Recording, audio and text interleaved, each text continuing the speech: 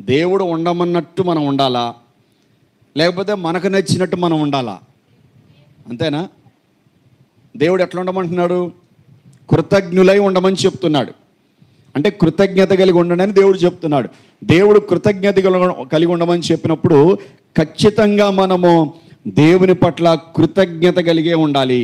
ఎంతకాలం ఉండాలి అని అంటే, భూమి మీద బ్రతికినంత కాలం,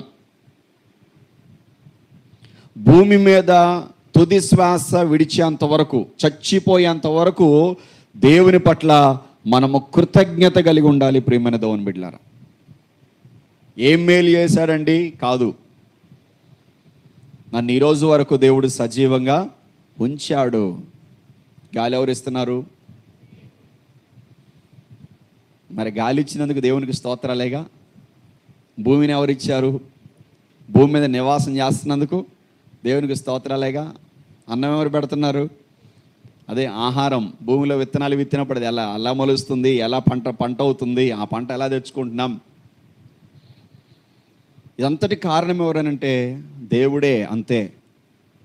మనం ఈరోజున ఏం కలిగి ఉన్నా దాన్ని బట్టి దేవుణ్ణి స్తుతించబద్దులమై ఉన్నాం. ప్రియమైన దేవుని బిడ్డలారా, దేవుణ్ణి మనము కృతజ్ఞతతో ఆరాధించబద్దులమై ఉన్నాం. ప్రియమైన దేవుని బిడ్డలారా, కృతజ్ఞులై ఉండండి, కృతజ్ఞత కలిగి ఉండండి అని దేవుని వాక్యం చెప్తుంది.